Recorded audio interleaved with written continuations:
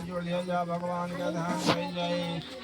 सूतवाच यथनवास्य प्रच्छामि मुनिसत्त्वा सिंहदुं भयो राजा प्रजापतिना सत्यदेव सतोषं तैला सर्वं दत्त्वा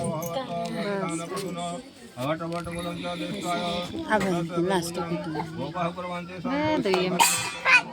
कौन है बार बार बार पीछे गोपकर्णे सावधानं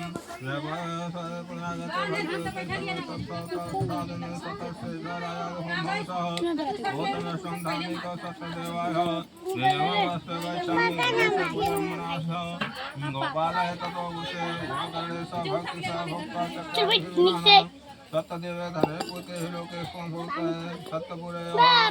एक समय की बात है, श्री सूत जी बोले हे श्रेष्ठ मुनियों, अब इसके बाद मैं कहूँगा आप लोग सुने।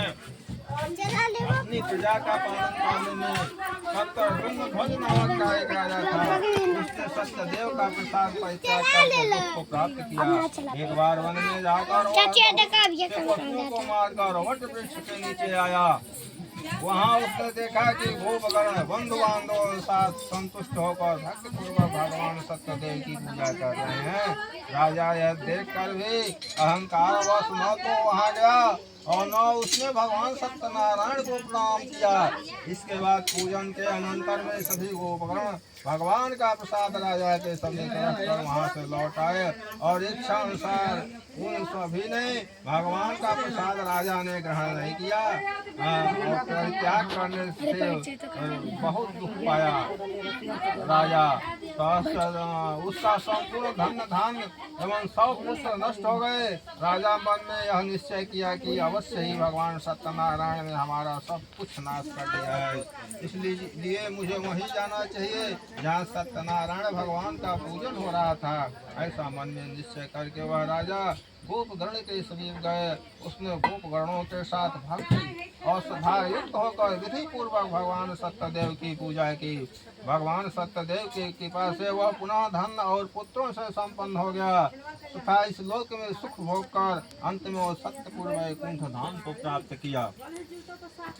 यंगिदं कुरुते सत्यव्रतं परं दुर्लभं शोणितं च कथापुरः भययुक्ता फलप्रदं धनधानिक भवेत् तत्सुद्धते मोचे बन्धात्। श्री सूत जी कहते हैं, जो व्यक्ति परम दुर्लभ सत्यनारायण व्रत को कराता है और पूर्णमयी तथा फल प्रदायिनी भगवान की कथा को भक्ति युक्त होकर सुनता है, उसे भगवान सत्यनारायण की कृपा से धन धान्य आदि की प्राप्त होती है। दरिद्र धनवान हो जाता है, बंधन में पड़ा हुआ बंधन से मुक्त हो जाता है, डरा हुआ व्यक्ति से मुक्त होता है। यह सत्य है, इसमें संशय नहीं है। इस लोक में वह सभी फलों को भोग कर अंत में वह सत्यपुर वैकुंठ लोक हो जाता है। हे ब्राह्मणों, इस प्रकार मैंने आप लोगों से भगवान सत्यनारायण का व्रत कहा, जिसे करके मनुष्य सभी दुखों से मुक्त हो जाता है। विशेष कलयुग सत्य